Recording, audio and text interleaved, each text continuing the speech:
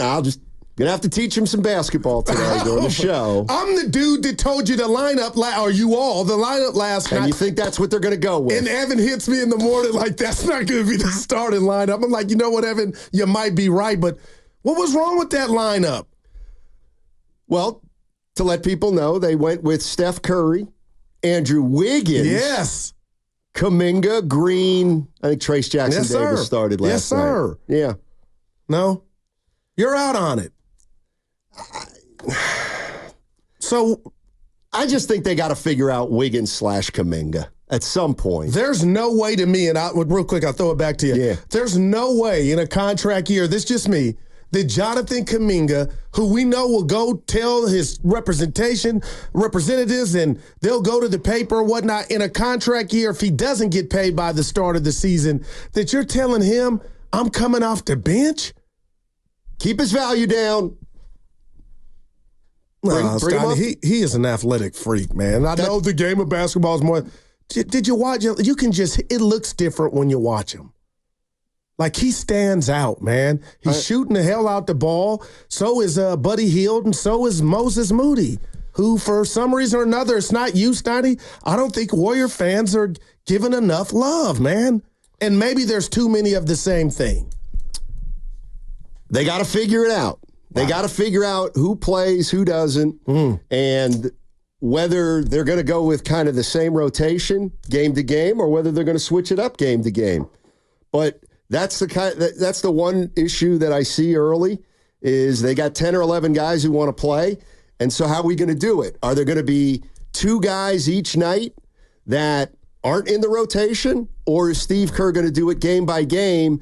And then every game, there's a different guy or two who doesn't play for matchup reasons. Have you seen a good team in your years, seriously, that did that and it was successful to where, each night was its own, you know what I'm saying, Sonny? I don't know if there's any, I guess the word, I brought it up earlier, continuity in that.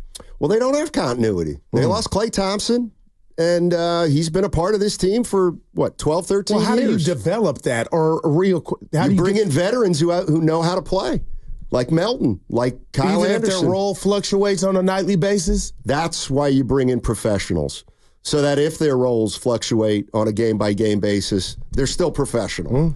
And then you get solid play regardless of whether they're playing consistent minutes. But 888-957-9570. And the question I have for Warrior fans this year is it refreshing that this team's a work in progress, and the reality is maybe they're not going to be very good. Maybe it's a 35-win team when it's all said and done. I wouldn't bet on it if they stay healthy. I think they can be better than that. What's the Vegas number again? 43.5. I would go, man, if you gave me some bread, I'd go to that counter and slap it on. On what?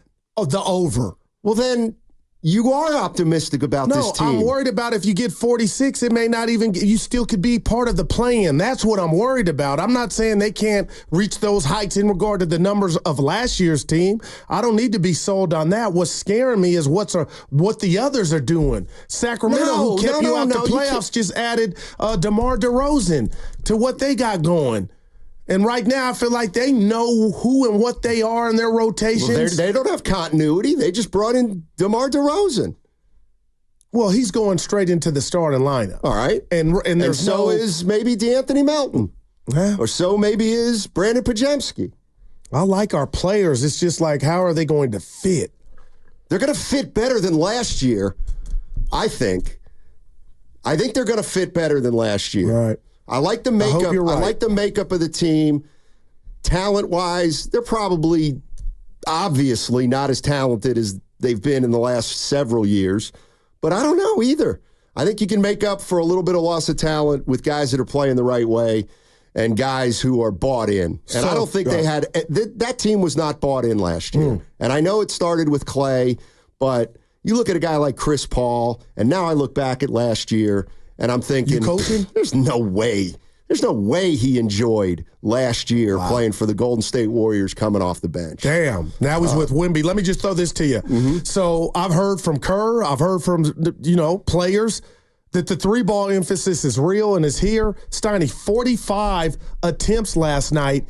Is this is this what we're going to see from the 2024 Warriors? At least 40 a night? Because it looks like it's going that way.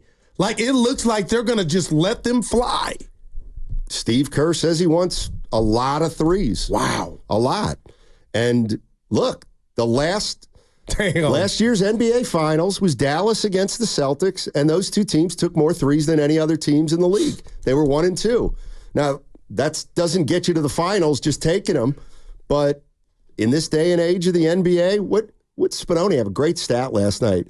The combined shooting of threes last night was 17 for 72. I mean, apparently you don't have to shoot them well to win a game. Let's go out to Cameron. Cameron's in Antioch. What's going on, Cameron? How you doing, buddy? Good morning. How y'all doing? Doing well, man. Okay. Steiny, I think you're completely wrong. The Warriors did have a chance at a championship last year.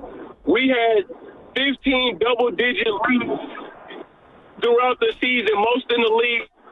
The only reason we was losing those games because Kerr was closing with Chris Paul. He was supposed to be strictly a second bench option. If he would have played TJD, Moody, and Kuminga from the beginning of the season, we would have had a way better record. We would have not been in the play-in, and we would have had a chance at the championship. Whenever Stephen Curry is healthy, we have a chance at a championship. We have to stop disrespecting him like that. Yeah, you know what? Thanks, Cameron. Appreciate the call. I was getting now. What does he mean by disrespect? Well, they did blow a bunch of leads. We got you there, right? And that's what I took from that call. You are correct, but he's saying a healthy Steph gets what we saw in the Olympics. A healthy Steph does not get you to the finals. Well, but that's my point. I mean, that's a big leap. I don't think he was. Well, he might have been saying that. No, he said as long as we have Steph Curry, we have a chance at a title, and that's fine to think that, but you can't go into the season expecting it. I just don't think you can. I think you take this team and you look at it as a brand new version of the Golden State Warriors, and if somehow, some way you can, throw out the past. Throw out the last 2 years and throw out the previous 10. We know they've got 4 titles. That was a while ago. What are they now? Can they be a 49-win team? Can they get to 4 or 5? Can they make the playoffs? Can they win a round? Can they win 2 rounds? If they lose in the second round, can we then look at the team at the end of the year and say, that's a 49-win team and we should be even better next year if we make a tweak or 2. But I think this year, the team as is can be very competitive, and I think the story behind the story is this team is open for business. They've got an excess of role players. Yeah. And it's the age-old thing in the NBA. Can you somehow package a few role players and maybe a draft pick for a difference-making type player? And I think that's going to be what Mike Dunleavy's focus is on this season, just monitoring the league, figuring out a couple players that you think could be brought onto this team and change it fundamentally for the better. Who that guy is, I don't know who it is right now. But I guarantee you somebody's going to emerge because somebody's going to start having a disappointing year, and a team's going to need to start thinking about making moves if they're not having a great year. And maybe the Warriors will get off to a bad start. Well, hopefully they'll have to be in aggressive mode trade-wise earlier than normal. Yeah, I feel like you sent this text into the Comcast business text line, Steiny. The uncertainty with this Warrior team has me excited. Can't tell you how the team is going to get into. I just hope for a 6 seed. Being optimistic, Anthony, and I'm with Steiny. I feel that, but I'm just like, what if it goes left fast? Well, and what if any season goes left fast? But what if it goes left because you're not playing the right keys on the piano? That's why I want to see manifest how we just, and the players are going to control that, right? Yes. Or you played the game at a high level.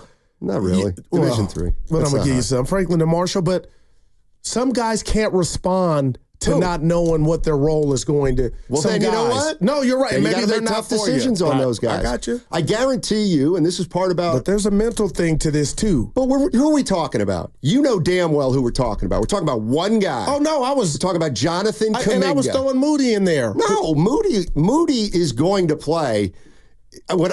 That's the beauty of Moody. He can play, not play, not play, and he plays the same way, and he gives maximum effort. Like Moses Moody, this is his 4th year, but he may as well be 30 years old. He's that professional. But we've seen him fall out of the rotation. Yes, that's right. Where and it wasn't warranted. Well, I don't know. Well, Steve Kerr would probably disagree with you there. But what I'm saying is, the one guy I never worry about in terms of his attitude or approach is Moody. There's only one guy we worry, well, two. Wiggins. Wiggins and Kuminga are the two guys that you got to somehow figure out a way to keep in the fold. And if Buddy, who's been on fire in Fuego, Steiny, what if he were to get off to a slow start? You know, OG, you know, is he second guess? What am I doing here? You know who I am? Buddy Hield, if he were to get off to a slow start. I love you. Yeah. But this, like, for a half hour, you've just been like, well, what if Pajemski's not ready? What if But this is when you do it before. No, this is why there's so much uncertainty. No, but this is when you're optimistic. Like, you can look at this. They're 5-0 in the preseason. I get it. It's a preseason. You know Who cares? what? I give you that. And I'm scarred from last year. I don't want to be a jerk. I'm scarred. No, you don't have Steve Martin. You don't have to be. I'm just telling you, I'm scarred. Like, I am scarred. So, hey, I'm at the party. I'm just not in the pool yet, but I'm looking around. I mean, I have no rebuttal. It takes a lot. I have no rebuttal to you if you say, well, Steiny, what if Kuminga gets off to a slow start? Or what if Wiggins isn't then they're in trouble. And, you know, what if LeBron James falls off 10% and Anthony Davis, I mean, there's a chance things could go wrong. Absolutely.